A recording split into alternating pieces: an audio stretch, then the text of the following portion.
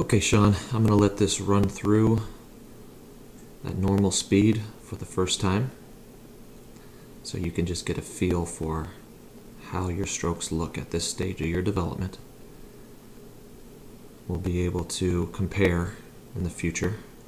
I like to do a stroke analysis video for students once every 6 months, and you can see your progress and you start to get a feel for analyzing yourself is the ultimate goal, and becoming your own coach.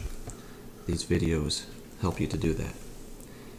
After we run through this first segment at normal speed, then we'll do a second segment where we slow things down and we get a little bit more in depth with the stroke breakdown and the mechanical details. And like I said, my goal for you is for you to have a foundation of knowledge that allows you to essentially be your own coach. And then someone like me can just help to come up with game plans, help you to figure out what you're going to be trying to develop during different stages of your practicing. But essentially, I want you to be able to understand what you're trying to develop, what the end result looks like at different stages. If I can help you with that from time to time, I would be happy to. I've seen you out on the court putting your time in, putting your repetition in. That's great. If you pit repetition against knowledge, repetition wins. Now it's ideal and best if we can have repetition and knowledge, but to whatever extent we are able, we have to repeat these movement patterns.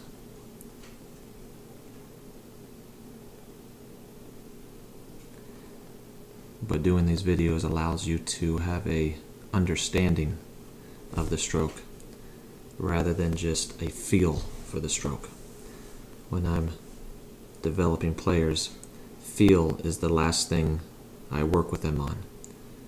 And that's because feel does not necessarily give you an accurate indication of what it is that's going right or what's going wrong. Sometimes something can feel good on the court and it be the furthest thing from what we want to do. We have to remember, tennis is not natural. We are not created to be tennis players. It's not a biomechanical, natural aspect of our being. We are born to walk, to run. We're not born to swim. We're born to, I think throwing is a natural biomechanical aspect of our makeup. And that's why when you watch yourself serve and watch yourself hit overheads, I want you to imagine the tennis racket is not in your hand and see if it looks like a throw motion to you. We've worked on that a little bit. Now these changes will enable you to be efficient. It will enable simpler motions, movement patterns, and strokes. And it will enable you to swing with less energy, getting more power at the same time. And so when you're practicing, I want you to practice relaxed as much as possible. I want you to practice hitting soft. If you want to learn to hit hard, practice hitting soft. When you hit hard and swing hard, it's harder to be aware of what's taking place in your stroke. And that's usually when you're practicing something that will develop bad habits that you'll have to undo later.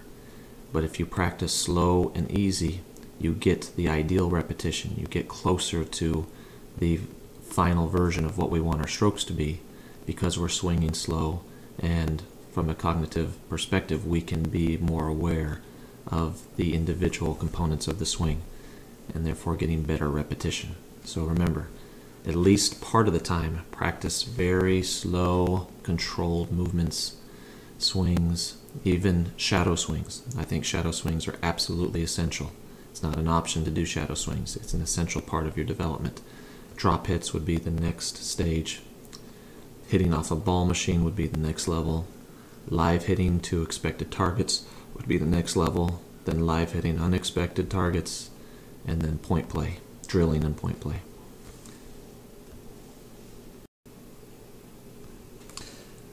Okay, Shawn, now we're going to get an opportunity to watch you in slow motion. We'll be able to break things down a little bit more. So I would take notes. If you don't have any with you, press pause, go ahead and grab something to write on. You're definitely going to want to write this down. It's going to be a lot of new information for you. Okay, with the ground stroke, it is a lifting stroke which creates the top spin that we want on our ground strokes. You want to get your power from the legs. You want your upper body to be relaxed, so we have to be efficient. The basic swing path is high, low, high, and inside out. This is going to be the same on the forehand and the backhand side. Grip, swing, body. You want to evaluate your strokes in that progression because the grip dictates the racket face angle. The racket face angle dictates the racket path. You have a good grip on your forehand, which is on 3. I can discuss with you in the classroom segment of this video what that means exactly, but for now you have a good grip for your forehand, so you're good to go.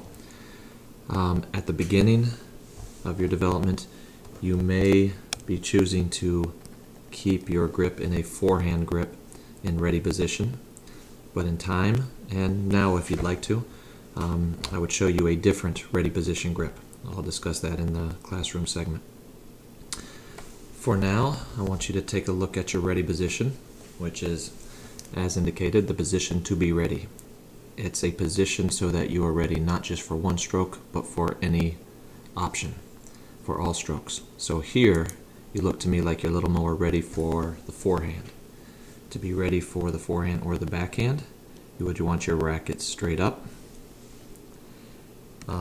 You would want your hands a little further away from your body. One thing that you're doing very well is your elbows are out on both sides. That's good. It's kind of like you're getting ready to chest pass a basketball. You want your elbows out, your hands off the body. But like I said, you need that racket straight up and down. That'll get you ready for a forehand or a backhand, as well as changing your grip slightly in the ready position. But I'll discuss that in a little bit. From here, let's see if you do a unit turn, which should be the shoulders and torso turning independent of the legs. And let's see. Looks like you did do that to a certain degree. Let's see, you had the turn from the shoulders there. That's good. And now the legs start to turn with you. Good. In this position, to start the swing, you can be tall. You don't have to get down too early, but you're pretty tall. You look relaxed. That's good. Now, once we get your ready position a little bit closer to what we want, then you'll be able to turn in this position with the racket at the same height. Okay, so ideally in the ready position, the tip of the racket is just below the nose. So then when you turn, you'd keep it at that same level. Now let's see, as you begin this motion, the racket's down a little, it's about chest level here. Your arm is still bent, which is good. Your right arm is still bent here. Good. Now it looks like you raise the racket up. See, that's where we'd want the racket to already be up. And so because you have to raise it up, you're actually raising it up maybe a little bit too far. But you can get away with that as long as you're starting at a higher point in your ready position. And now here, what's important is we recognize the height of the ball at contact and the height of your racket head and your hand. You basically want to be able to get the racket head and the hand below the ball so you can come up to that hit, creating the top spin and that lifting, brushing motion.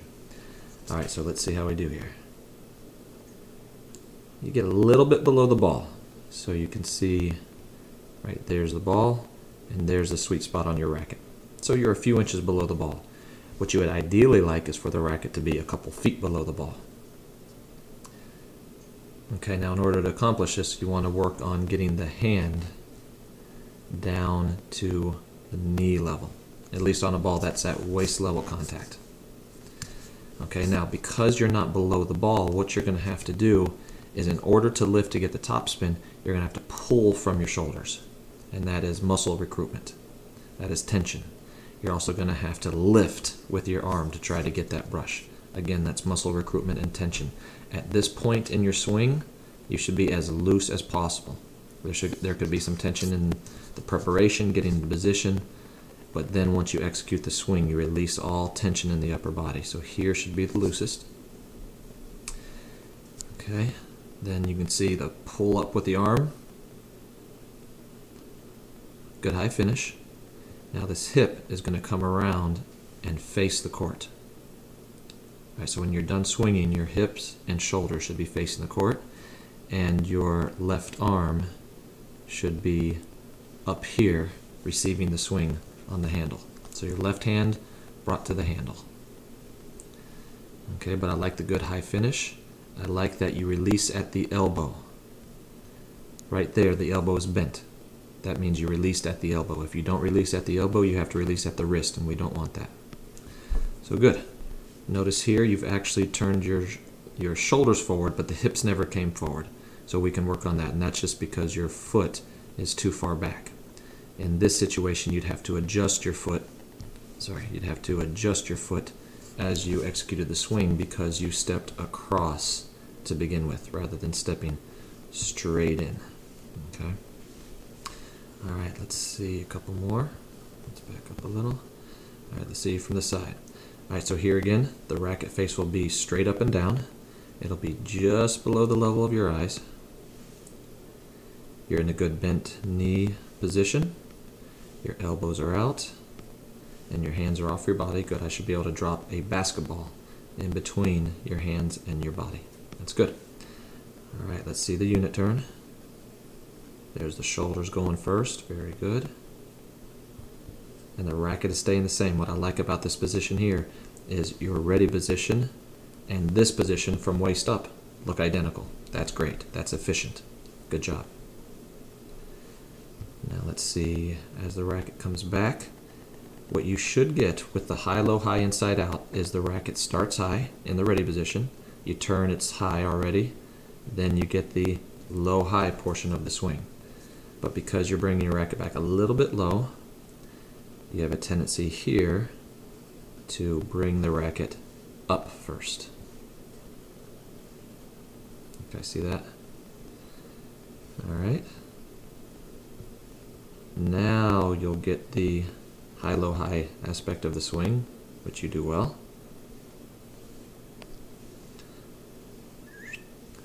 Let's see how this follows. Good. Now in this path here, with this particular swing that I outlined in the green arrow, this would be for a contact more here than here. Because if you notice, this section here is a section that gets below the ball. And then you want all of this to rise up to the hit to create the spin. Okay, so you're just not getting below the ball enough. Very good. Good high finish. Let the left hand receive the swing on the handle. So the left hand is going to rise up as you swing to the follow through.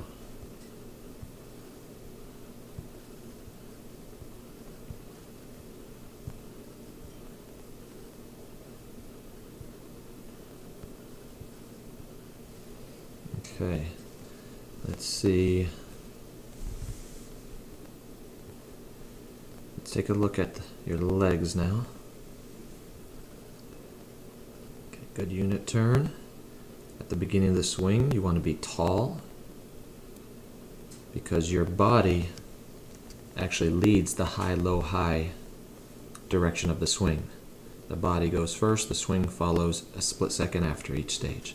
So here you're tall. Then you want to sink down low. You can see there your body, I'll rewind it a little bit. Watch your head here.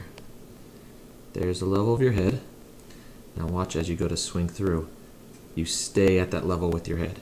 Your head should drop quite a ways as you load up to drop then you lift, and that creates the high-low-high.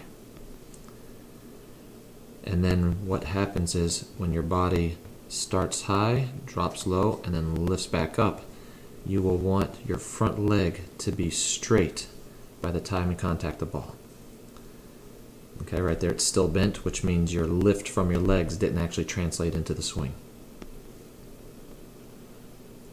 There you should be lifted and tall again right here, straight leg, and your whole body should be tall and elongated at this point.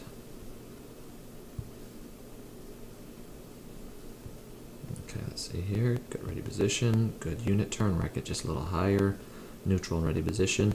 Here's your reset. A reset is where you bring it back and then bring it up. Your racket should already be up so you don't have to reset.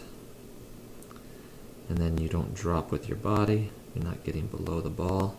Now, because of what I described earlier about your shoulders pulling in order to get your racket to the ball in time from a reset backswing, your racket will probably most likely pull as well. So let's watch as you swing. Okay, so you can see the racket's going in this direction, even though the ball's going in that direction. Your racket should follow the path of the ball. Or better said, your racket path should dictate the path of the ball. So you're swinging right to left. This is a linear court made of straight lines, so you need a linear swing to match. So here, what you're going to need to do is get the hand to drop down into what we call the slot, and that's where you let your hand come down by the knee. And then from there, you want your swing path to go up and out. Okay, but because you didn't get low enough, you won't be able to go up and out. You'll have to go right to left and more horizontal. So again, you can see your swing path that way. You want your swing path going way out here before it comes up and around.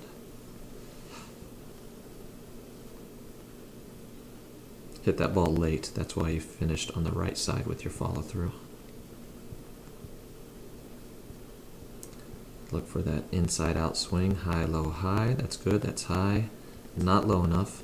And so then instead of going back out with your swing in this direction, you end up going right to left. Remember to get that front leg straight by the time you contact the ball. Okay. All right, let's see here. Take a look at the forehand volley. Okay, so here's a good example of the ready position. It needs to be higher. Most volleys are contacted up over the waist, and even if they're not, you're going to get down with your body, not so much with the hand and the wrist. So here your racket's a little too low. You want that racket just below the eyes. And then watch as you turn, you actually drop it low, and then you lift it back up. So if you think about this position right here, if the racket was already right there, and you just moved it over to that position with the unit turn, then you would have to make none of those adjustments. Now in this position here, your racket should already be facing your target, and that's why in the ready position, it's so important, especially on the volley, to have your racket in a neutral position, straight up and down in front of you, ready for a forehand and a backhand. Because then, when you do your unit turn, you get to this point and it's straight up and down still. And at that point in the unit turn, the racket can essentially face your target as soon as you turn your shoulders. And that again is efficiency. The least amount of moving parts, least amount of muscle recruitment. So if your ready position can align you for your target with a simple shoulder turn, then that's obviously what we want to go with. Okay, so now you have to try to set the racket. Now you're getting your racket to the target. See, just too much took place between the contact of your opponent and your readiness to volley to your target. It should be quicker than that, but you are aligning your racket very well. The racket face is not too open, which I see most commonly, and because it's not too open, you're able to swing straight through the contact. Notice that? That's important. Straight through the contact. You aren't chopping down at it. Very good. And like I said, you do a lot of things well. Now here again, the left hand needs to be a little bit more involved. So it's actually going to come towards the swing. I'll show you in the classroom portion what that looks like. Good. Okay, ready position, get your racket up, turn, keep the racket up. Now as we talked about grip swing body, here you're actually in a good grip as well. You're in a forehand grip, forehand volley grip. That's a good position right there. If we could just get you there a little quicker, meaning already in that position, and just turn your shoulders, you would be good to go.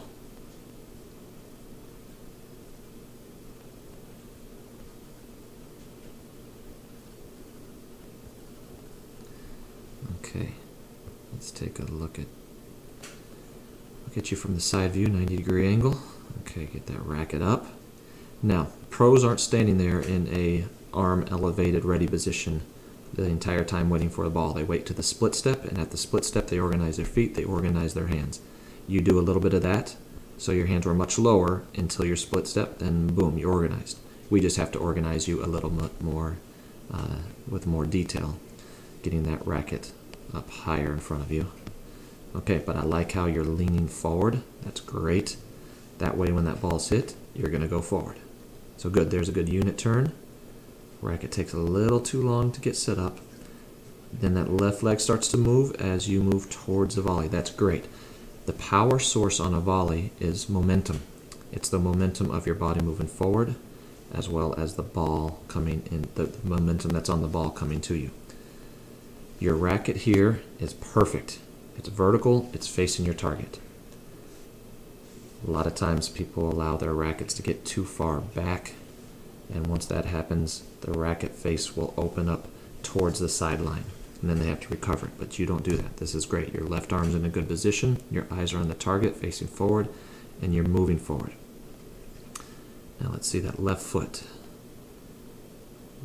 Very good, very good. You want your step and your swing to go together, so actually at the contact, your racket will not have contact with the ball. It's a split second after. Now right here, your racket is still facing the target, which is good, but you can afford more of a swing now. When coaches tell you not to swing, it's because the swing is not correct. If the swing is correct, if the strings are lined up, if you're pushing the racket towards the target, then you want distance. That'll give you feel. So the further you take your racket forward through this without coming off the contact or the target, the better off you're going to be. So you can see the length of the stroke from the hit is, there's the hit, and then it stops. Okay? Allow that to carry forward. You know, we hear instruction like punch, block. We don't want to punch or block. There is a swing to a volley. We just need to make sure it's a good swing.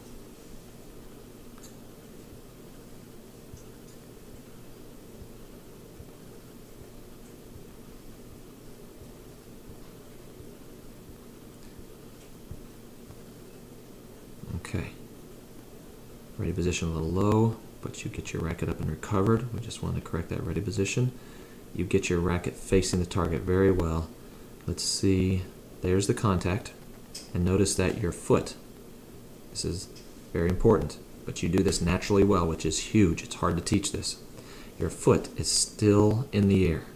That means the body's momentum is not going to be interrupted. The direction that you're moving, the direction your body's moving, the racket's moving, the stillness of your hand, and the precision required in a volley is not going to be interrupted by putting on the brakes. When that foot comes down too soon, put on the brakes and everything changes. Like hitting the brakes in the car, everything goes down and forward.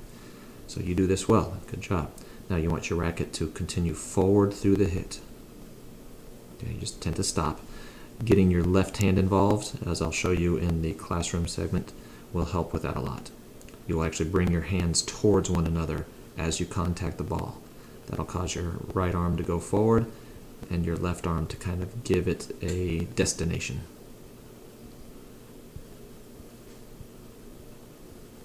Another thing you do well is you keep your arm off your body. And if you think about the ready position with the arms off the body, you're not making any adjustment to have your arm off the body here. Another thing you do well is your arm is still bent. On a forehand volley, we go bent to bent. It starts bent, it finishes bent. And the ready position is with a bent arm. So again, we are utilizing the least amount of moving parts. Let's see if it stays bent. Okay, see there it straightens out a little bit. That's what you want to avoid. You don't want the racket to, or the arm to straighten as you execute the volley. Let's see if that happens again.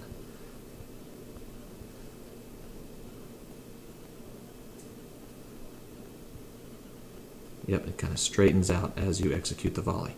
So using that left hand, as I just mentioned, will actually help that as well. You want to go bent to bent. The right arm stays bent the whole stroke. Okay, let's take a look at the backhand.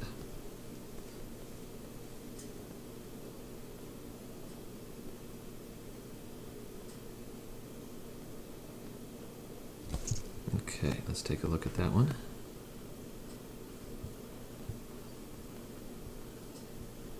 Okay, so again here, ready position needs to be up high. Notice you're in a ready position to hit a backhand. We got to get you that neutral ready position because you're not going to know what side the opponent's going to hit to. With the racket out in front and high, from this position you just turn. Notice how you drop the racket low. You start bringing it this way, then it's got to come back up before you swing. See, it's down first, then it has to come back up before you swing. And so that's what we call a reset. Now because of the reset, just like on the forehand, your shoulders are going to have to pull too much in order to get the racket coming through. So you're actually in a decent position here. Your arm is, for the most part, straight, which is what you want on the backhand side. The left arm is out. Okay, we had a little video hiccup, but here we go.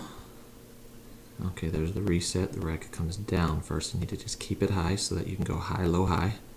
You don't want to go high, low, or low, high, low, high. You just want to go high, low, high.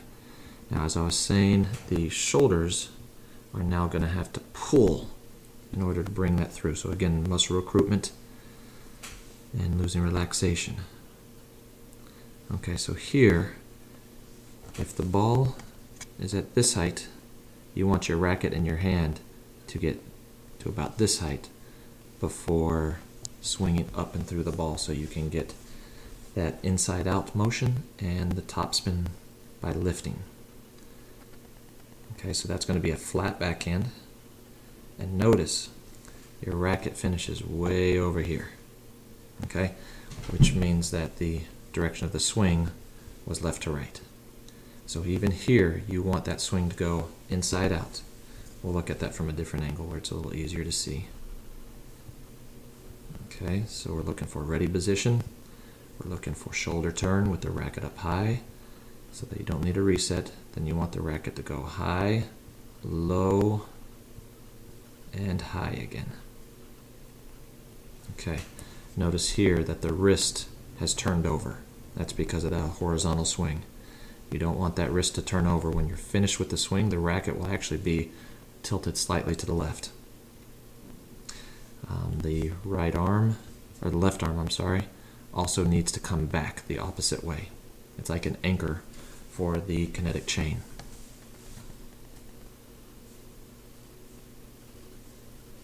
Okay. See, that's a good height. If you would just take the racket back at that height, then you could drop it, and then it could lift in an inside-out motion. But you dropped down a little. Actually, that one was better. You kept it higher there. You still had a little reset, but that's better. Now this is good. You actually are in a good position here. Right arm's almost straight. Left arm is bent. Racket is up high. That's very good.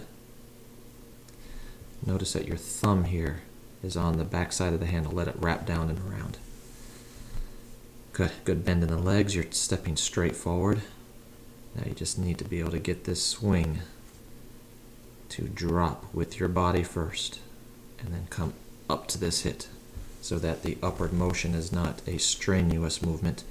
It's the result of momentum created through the downward gravity and fall of the swinging body. But as it is, you're going to be about the same level to the hit and then try to lift up, and that's why that finish ends up being so far to the right side.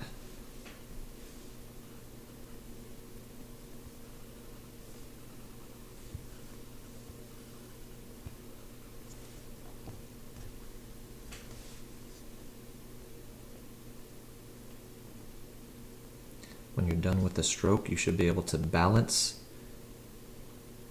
pretty much where your feet were at the point of contact, at least in practice.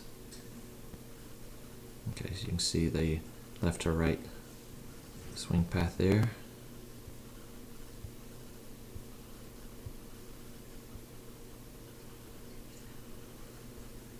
This left arm comes back in this direction. It'll help you to keep that swing in that inside out direction. You're not in a bad position here. It's just hard to keep the racket on target. It's not natural.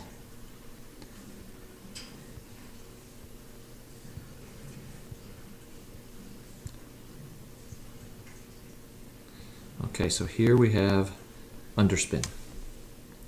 Now I know you said that you haven't hit underspin before, so this is going to be a new stroke for you. Let's take a look. A lot of the components are the same with underspin and topspin. The only difference is you're generating a different spin. Swing path is similar. The inside out motion is similar. The shape of the swing is more of a banana. So with the topspin, we create a loop so that we can get the ball rotating in this direction. But in underspin, we just hit the ball more like the path of a golf swing, and that causes the ball to rotate in this direction. And keep in mind, you don't want a lot of backspin. It's just simply as opposed to topspin. Middle out of your strike zone there. Okay, again, the main issues here are the same as with the topspin as far as having the racket start up high and then swinging towards your target. You can see you're opening the racket face quite a bit. See, right there it looks good. If you would go from here into that banana shaped swing with your swing path going inside out and just keeping the racket at that vertical position, you'd be good to go. But you tend to pull with the shoulders, as we've talked about. So you can see the shoulders there are already pulling this way, which will then pull the swing that way. Okay, but since you haven't done a whole lot with the underspin, we'll just keep it at that for now. You're actually not that far off. You're pretty close to the underspin. I think that's something that you can learn in a very short period of time. The way you set up for it is really efficient. Okay, so now we have the volley. Let's take a look. Okay, so again, ready position, neutral. Right now you're favoring the backhand. Okay, now here, you want your arm to straighten as you turn the shoulders. Okay, so you're face forward. As you turn the shoulders, you're straighten. That's actually going to be one of the ways that the grip changes. Right? Obviously, your grip is different from forehand to backhand volley. With the arm straightening, you can change the grip to the correct position with simply that arm straightening motion. Alright, so here the arm would be straight, and then what you'll notice is you'll probably hinge at the elbow here. Yep, just like on the forehand. The elbow hinges. You don't want the elbow to hinge on either side. On the backhand, the swing is going to come from the shoulder. So you turn, straighten your arm, and the swing will come from the shoulder. You do a good job here. Notice, racket face is a little bit open, so that means the ball is going to go in that direction. A lot of people don't think about that. If the racket face is open, you either pop the ball up like you can see it happening here, or you have to swing aggressively down to compensate for it, which is just very complicated. You want your racket to be vertical and then just moving towards the target. Same thing here with the step and the swing go together. The good thing about that is on that one you brought your left arm back. That's a good practice for everything on your backhand side. Another good thing on this one is you kept your racket vertical, and it seems that you are pushing it towards the target. So you have a lot of good instincts on the volleys. We can refine your volleys in a very short period of time. think on some of these you end up in a little bit of the wrong grip, and that's why that ball pops up on you. But you do a lot of things well in the volleys. I think for the sake of having fun, we should focus on your volleys early on, because they can get to a much higher level much easier than a lot of the rest of your strokes, which is pretty common if somebody's willing to and have an understanding of what the volley should look like, because there's just fewer moving parts to begin with. There's fewer segments. Okay, so here's your ready position, too low. Gonna get those hands off the body, the racket up, and then when you turn, the racket would already be at this height, and you just turn with the racket at that height. So here you have to bring the racket back up, or in this case, because the ball was low, you didn't get down with your body since the racket was already low. If you have the racket up, then it kind of forces you to use your body to get down. Looks like the ball just got too close to you.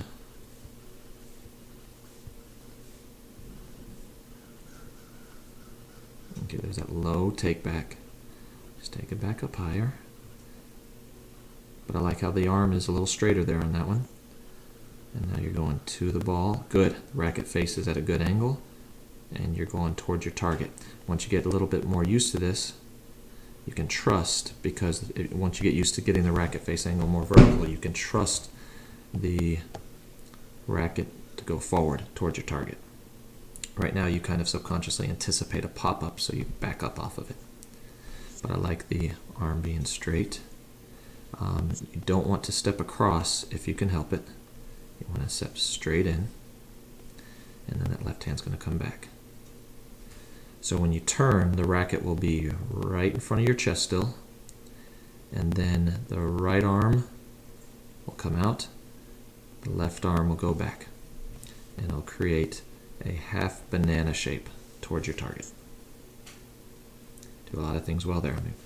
I'm encouraged that we can make a lot of fast progress on your volleys.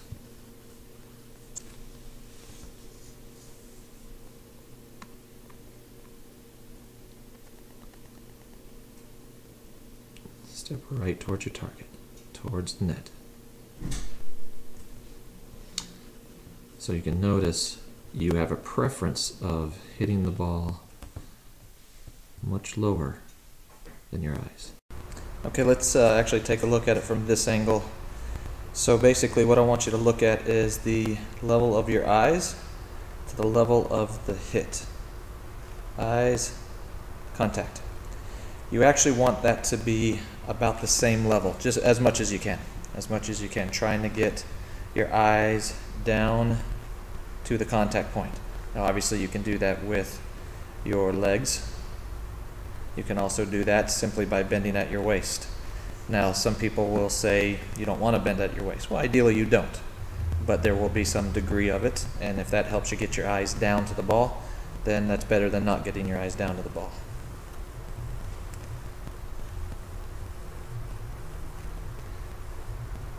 Okay, let's take a look at the overheads. As you know, we're looking for a throwing motion. Okay, again, the ready position is going to be critical. Just as in any other shot, ready position is going to be with your racket up, and then as you turn, the racket's going to stay up. See here, you have to bring it up a little bit. Slightly added movement.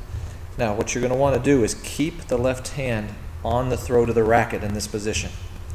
It's kind of like if you think about a football player stepping back to throw, he keeps both hands on the football. It's the same thing. Anyone throwing will do that.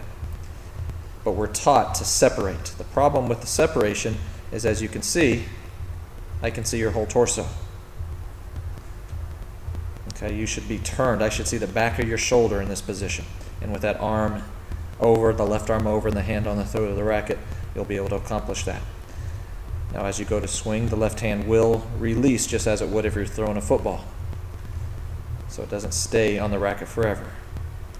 Okay, so here you can see we're getting palm up. We talked about that when we were working on the serve. Palm is up and the racket faces up. Now the reason we do that is because subconsciously we want to line the strings up to the ball. But actually what we want to do is we want to line the strings up to the target, and then let the ball fall into the way of our swing. Okay, so in order to do that, you're going to look for more of a salute motion, where in this position your palm's going to be down and the racket face is going to be down, and the racket's going to go over your head in this direction, almost in a salute or hairbrush position, and then come around to the hit. Okay. Instead, we have a little bit of palm up here. Now the problem with palm up is it forces you to now swing down. Okay, and you want to think about swinging up and to the right. We'll look at that from a different angle where you see that a little bit better. Don't want to jump on the overhead unless you have to, and that's usually only if you can't get it otherwise. Otherwise, you want to step in just like you were throwing a ball for a long distance. So here you would want further separation between your feet so that you can step forward. Okay, so notice here you have the power leak. That's where the body bends at different joints. Ideally, you want your body to be straight up and down at the contact. And in this hit, you would want your body here and the racket there. You want a straight line if you can. Now, grip, swing, body. The most logical reason that you swing the way you do on an overhead is because of the grip. Grip dictates the racket face angle. Racket face angle determines racket path. So your grip makes it too easy to face up with the racket face, which then requires that you swing down to compensate. So we need to get that grip over to 2. Right now it looks like it's on 3. So here you'll have your hand still on the throat. And if you had your grip on 2, the racket could face more down. And then you could swing more up and to the right, which we'll see from the reverse angle a little bit easier. I like how your body weight is forward. That's good. I also like how here you are upright. You've already contacted the ball and you're extended. You get a little pull down there, but you're staying tall. You're not pulling down with your body. So as soon as you change that grip and learn to swing in the direction you want to swing in, I think that's going to become fairly easy for you to keep the power line.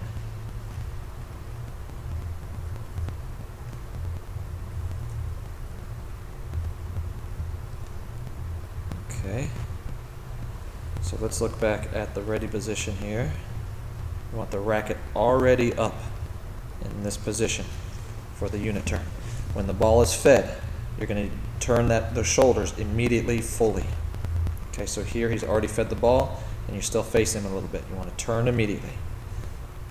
Now, this ball's right to you, but if it weren't, you'd be turned and you'd cross over step.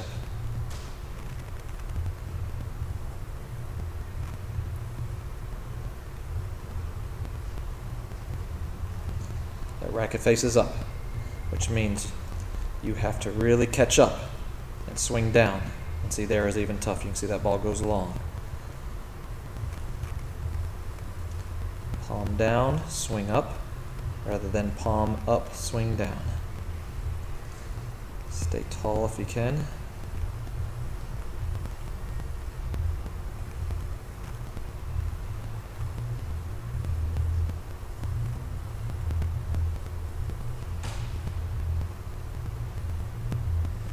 Notice how you're slightly bent. That's to accommodate the swing.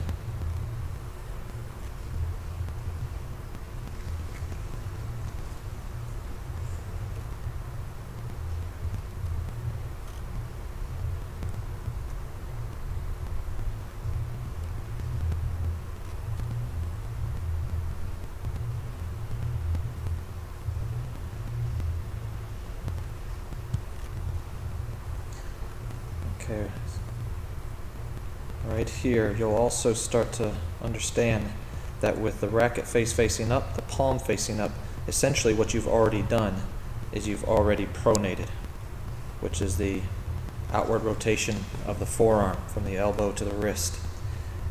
So you've already pronated some, which means as you go through, you don't have a range of motion in pronation, which means the whole swing is going to come from the shoulder.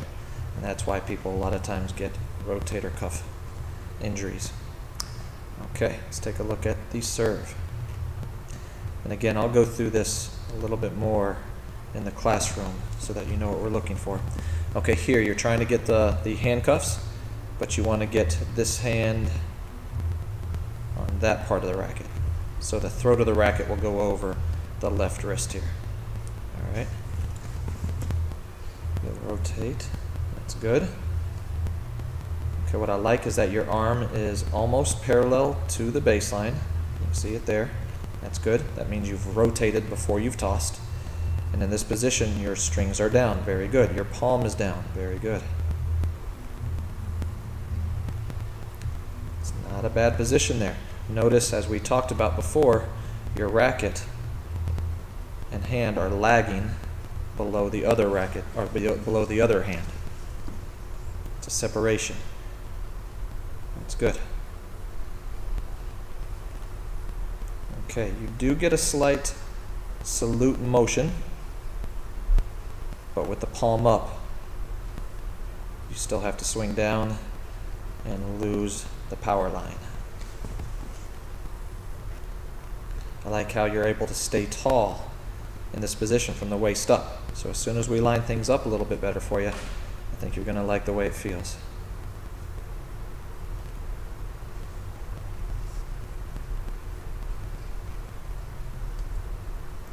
Now let's see where this toss goes.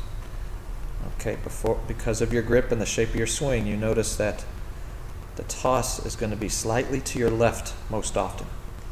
Now let's also see how far the ball drops. From here. Okay. To here. That's about a little less than a racket length, which isn't bad. A lot of people toss much higher than that. But you actually ideally would want it just to be a few inches above the contact point.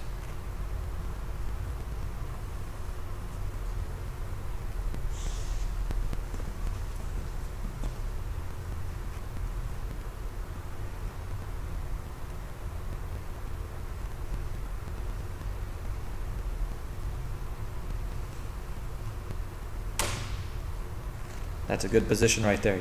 You start so many of your strokes well. Looks like you've done a little bit of studying and you are able to put yourself in a good early position. I just want to teach you how to maintain that position to facilitate the rest of the swing that we're looking for.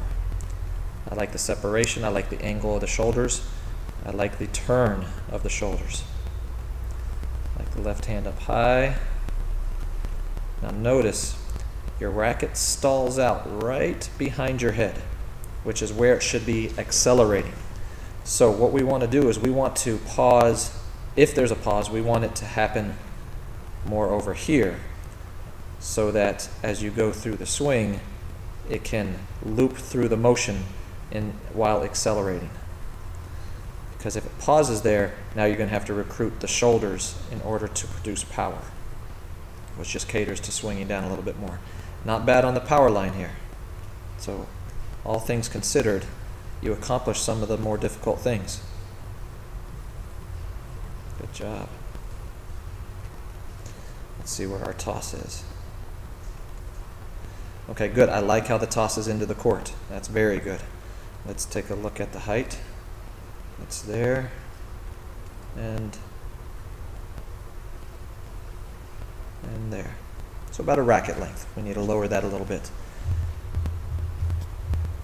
Okay. Let's get a look at a couple serves from behind. All right, here we go.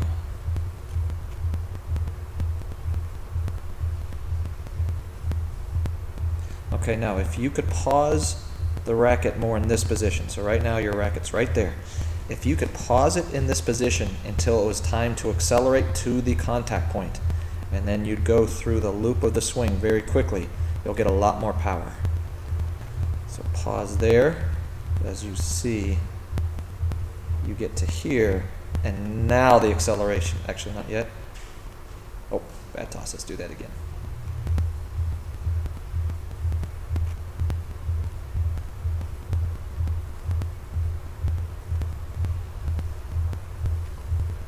Oops, missed that one. That's okay. Very good. So there's a lot there. I hope you're able to record those, jot them down in your tennis journal, if you will. And in the classroom segment, I will demonstrate a lot of what we talked through there. But like I said before, you do a lot of things well. We're just going to focus on the things that we still need to focus on as we develop your mechanics. Okay, let's start with the forehand and the backhand ground stroke. And let's preface it with just an overall ready position, which we will use in all shots, for all shots. Okay, so that ready position we're talking about, you tend to be here anticipating a forehand or anticipating a backhand. We want a neutral grip to start with. You want that grip on 3. You look at the handle, it's an octagon. This top flat level is 1. Next one over is 2. Next one over is 3. And that's for a right-handed player. Left-handed would just be the opposite way. 1, 2, and 3. Okay? So, what you do is you line up this knuckle and the pad of your hand. The first knuckle, pad of your hand, pointer finger knuckle, and pad of your hand with the appropriate bevel. So in a forehand, for example, we would want knuckle to be here on 3. It's for a forehand. For the ready position, that's an okay ready position for now. You could change to a backhand, or we could put you in what's called a composite grip, which is in between 2 and 3. In between 2 and 3. Okay? So in this ready position, you're in a composite grip or on 3. Slight difference, you can see it changes the racket face angle. From here, elbows are out. You do this well already. You need your hands just a little further off the body. You tend to be down low with the racket. You need the racket just slightly below the eyes. So here. Then when you unit turn, you need to get a bigger turn before the legs start. You have a tendency to turn and that leg comes a little quick. Just get used to that individual movement. That's 1. Then the leg can come and then the preparation and the position comes after that. So you do a good job here, just getting the racket up. Now watch as it stays up. See, I'm just turning my ready position. You do the same thing, yours just happens to be too low and you do the same thing, causing you the need to reset, come up before swinging. All right, so ready position's up high. You're gonna turn, racket's still high. Now as we talked about, you want high, low, high, and inside out. That describes the body and the swing.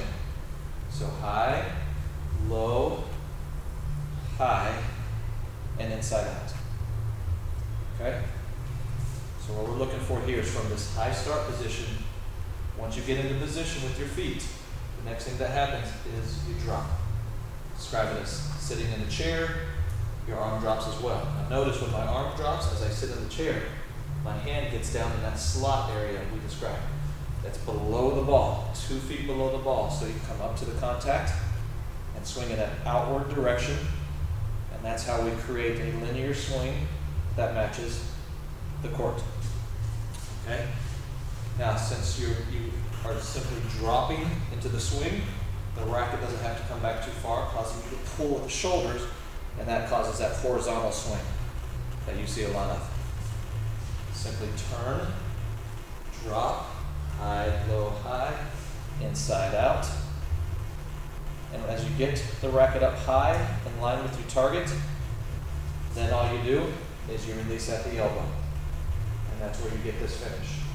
Okay? Now notice the left hand. You have a tendency to leave it out of the play. You get a good high finish. I like that. But this left hand needs to be involved. Okay? This makes sure that the left shoulder is going to lift. If you swing and you're trying to lift, and that left arm is down, you now have to use the arm muscle, the shoulder muscle, recruiting to try to get it up, and you're going to tend to swing right to left again. So by having this left arm out as a counterbalance, and then you swing up to it, notice that left shoulder stays high. Therefore, you swing up naturally because of the angle of the body, and then you finish tall. Now, as we described before, you don't want to step across when you hit. You might have to sometimes, but you want to avoid it if possible. So if you have to step across to hit, then as you come through, that back foot is going to adjust. I don't know if you notice this back foot there. It adjusts. Because at the end of the stroke, you want your hips, shoulders, eyes all facing your target. Okay? Same thing on the backhand side. You turn, Now you're not going to be in a backhand grip in ready position. So when you turn and straighten your arm, that's going to allow you to change your grip. I'll show that up close. Here's a ready position. Turn, straighten. See, when I straighten, that grip changes. Turn, straighten the arm. Okay? Turn, straighten the arm. Now that left arm is still up and bent, like it was in the ready position. See, it didn't move. Right arm straightens. You actually do that part well with the left arm. And then same thing as on the forehand side. It's high, low, high, and inside out. Okay? High, low, high, inside out. You have a tendency to start too low, take it back too low, and now you're going to have to turn those shoulders to get the racket going, and then you're swinging from left to right a little bit more. Okay? You also have a tendency to let this left hand come up front, allowing the chest to open up and swing horizontally. You want that left hand to be an anchor for the kinetic chain. For one segment to accelerate, the previous segment has to decelerate. So in order for the arm and racket to accelerate, you let the left arm anchor your shoulders so the shoulders stop rotating, and then you get that accelerated inside-out motion. The left arm is an anchor. Okay? The head is also an anchor, especially on the backhand. Head is going to be an anchor. Keep your head at the contact point. Unlike the forehand, you don't want the hips and shoulders and eyes facing your target at the end. You want your eyes where the contact point was. Then you always have time before the ball is struck by your opponent to get back in the ready position. So again, on both sides, high, low, high, inside out. Okay? No flicking the wrist, no horizontal swing. Okay, we'll go to the volleys now. Forehand volley, you do a lot of things well in the forehand volley. Ready position, again, arms not low, racket not low. You want the arms up. Arms off the body, you do that part well. Now the ball comes, and you simply turn.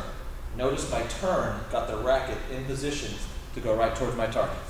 So the very first move of my preparation, I'm ready to hit the ball.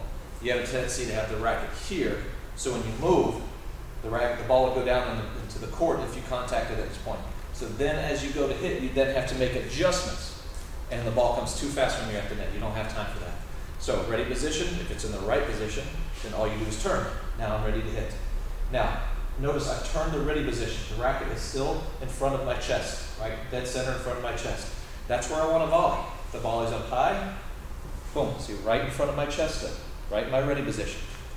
Still in my ready position. Now the ball's low, you get down, still in front of the chest. Now, I talked about the waist bending. It can happen, and sometimes it can happen for a good reason. So if you get here and the ball's down here, and you have to bend at the waist and keep it in front of the chest, well, that's okay, because then it's a still motion. It's a simple motion, it's repeatable. All right, so same thing on the backhand side. The only difference is you're going to straighten the arm. So you straighten the arm, you turn until the racket's facing your target, and then right towards your target. Okay? Now, let's talk a little bit about how the feet contribute to the swing and how you want the swing to finish.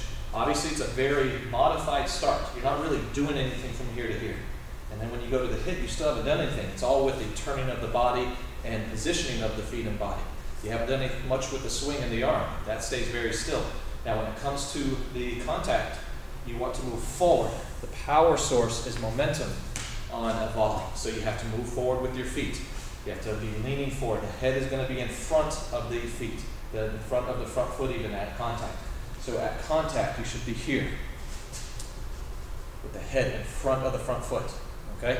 Now, the front foot should not be down when you swing towards the ball. The swing and the step go simultaneously. So if you were to freeze frame right at the contact, as we did in your slow motion video, the foot is going to be slightly off the ground. It doesn't land until a split second after the contact point. That way the momentum isn't interrupted at contact. Now, the piece that I want you to get a little bit more of is where that momentum comes into the swing path. So notice, as I go forward, the racket goes forward as a result. So it's like a push and continue. Okay, this way you get your racket in line with the target for a longer period of time. That will help you with feel. All right, now the left arm again is something that we have to get engaged. So you have a tendency to volley here, and then you stop. If you simply get this hand out and think about bringing hand to hand, you don't necessarily have to touch hands together. But if you're here, then your shoulder's going to be turned, and you swing with your arms coming slightly together, and that'll keep the racket hitting through the contact point. And notice it's a slight banana shape, okay? So you turn to 90 degrees, then as you go forward, you create that racket path. Same on the backhand side. Turn to 90 degrees, step, and separate. Again, here's the anchor. You're going to separate. And that front arm is going to finish slightly higher than the back arm. You don't want to be chopping down to the ball. We'll see a lot of this. Instead, we want this. Same thing with the feet. All right, so turn to 90 degrees, rackets lined up with the target, step forward and push. Okay?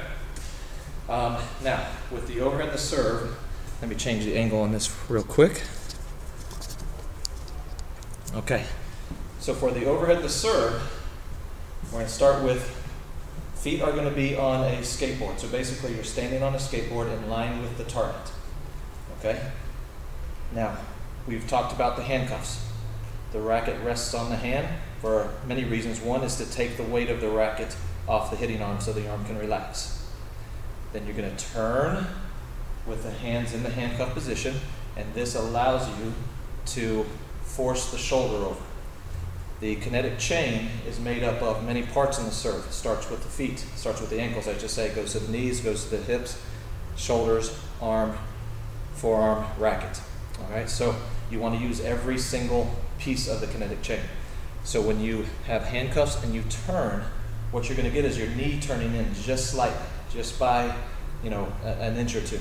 The knee's going to turn in, and that's engaging the first segment of the kinetic chain. So you'll rotate, and then as you separate, you're going to see the separation. The left arm is higher than the right arm.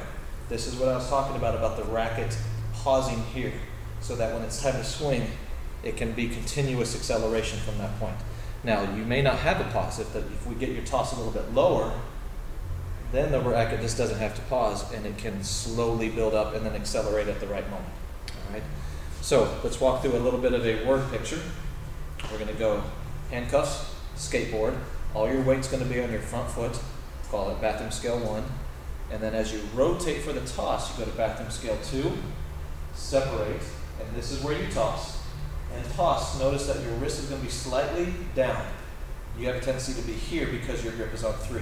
But with the grip on 2, it makes it very easy to just relax and have that slight bend in the wrist there. Okay, so rotate, toss, a little bit of a lag. Now from here, you're going to go salute, brush your hair, talk on the phone. Okay, notice, see that again? Going to go toss, salute, brush the hair, talk on the phone, high five the giant. This is where all that pronation comes in. Now the only way the pronation can come in is because the palm was down to begin with. This is actually supination, which allows for a greater range of motion in the pronation. Okay, now notice the direction of the swing here as well.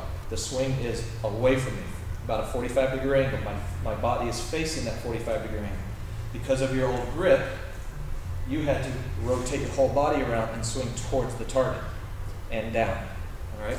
Now with the grip on 2, it allows us to swing up and away to get the pronation. And this is where we high five the giant. You can see both wristwatches. So if I pause your serve in this position, we should see both wristwatches here. All right, then you stay tall. Eyes stay on the contact for a split second.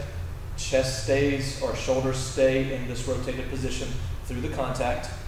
And then here's a good place to finish as far as practicing is concerned. It trains you to stay tall. It trains you to stay sideways and utilize the pronation to get the racket at speed.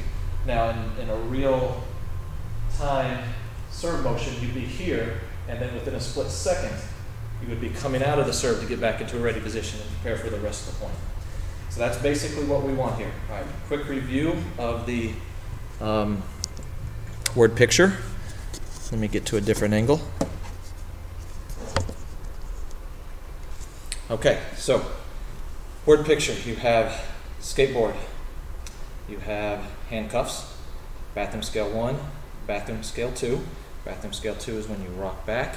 We'll call this third base position. We've done that drill. From third base position, you toss with separation in the arms. From the toss position, you will then bring the racket up in the cobra wrist position to a salute. Once you're in the salute position, you'll brush the hair, talk on the phone, high five the giant, 45-degree angle, eyes at the contact, and then you'll bring the arms down relaxed naturally to the power X position. This is where your arms are going to cross at the end of the serve. You won't do this always.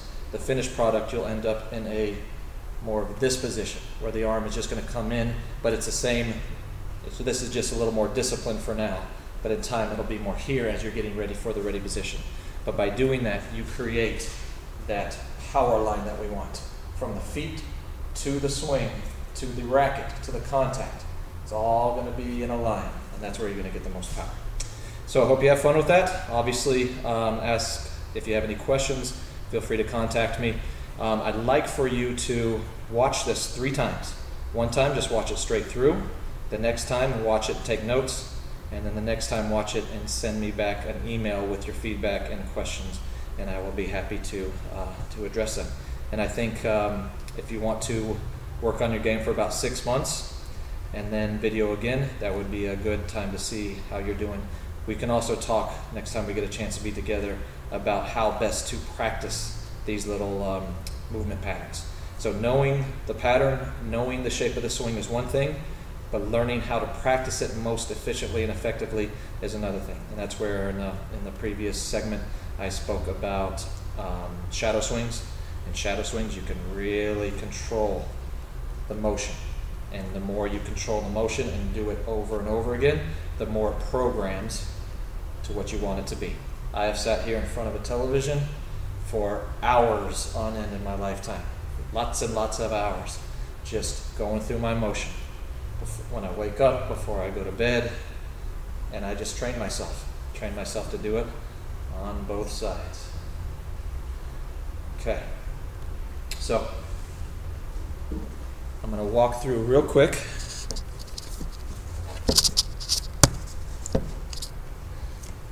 All right, before we go, so this is going to be an opportunity to see the stroke left-handed. This will give you the opportunity, the ability to actually watch this part of the tape and shadow with me. All right, so since I'm going to be doing it left-handed, you will be facing the same direction and it'll look just like a mirror for you. Okay, ready position. Unit turn. High, low, high, inside out. Let's do it again. Ready position. Unit turn. Sit in the chair, inside out, release at the elbow. One more time. Good. Let's do the one hand backhand.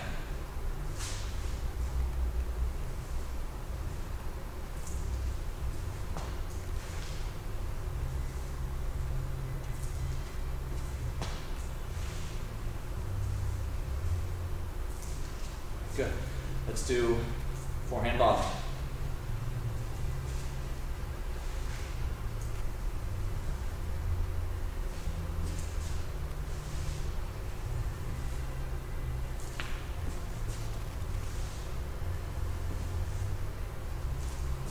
And backhand volley.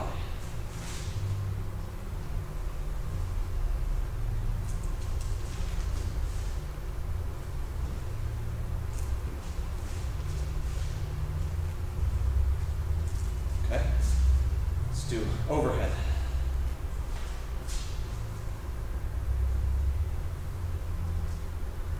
Good, I think I forgot to talk about this.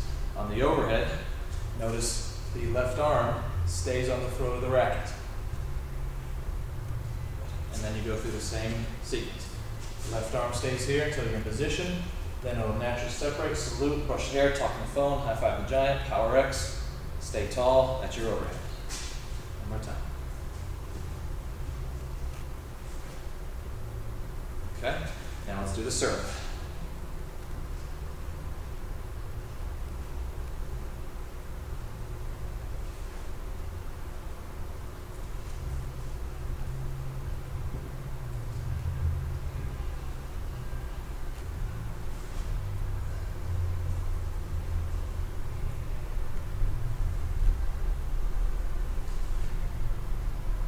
Okay, last thing, I think I forgot to talk about the backhand underspin. So it's basically the same thing as the backhand volley, except it's longer. All right? And you're also not going to have the momentum source of power. Your feet are going to be planted rather than moving through the hit. All right, ready position, as we've talked about. Turn, straighten the arm just like on the top spin. Turn the shoulders. And on this swing, you really want to stay turned and swing inside out. So from the shoulders turned, back of the shoulder to the court.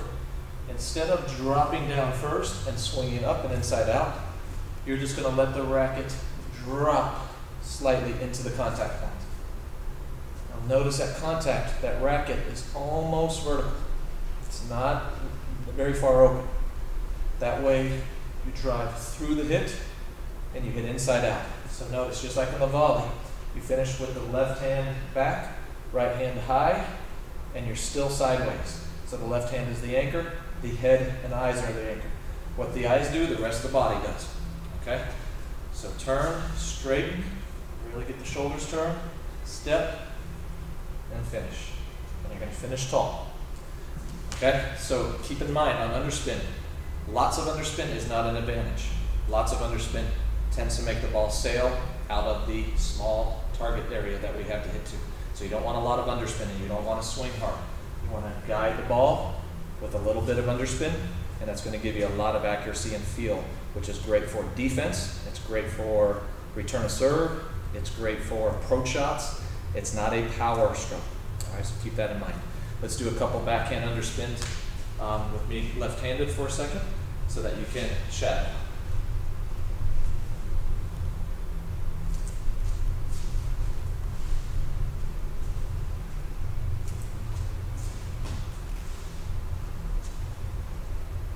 Okay, I hope that helps. See you soon.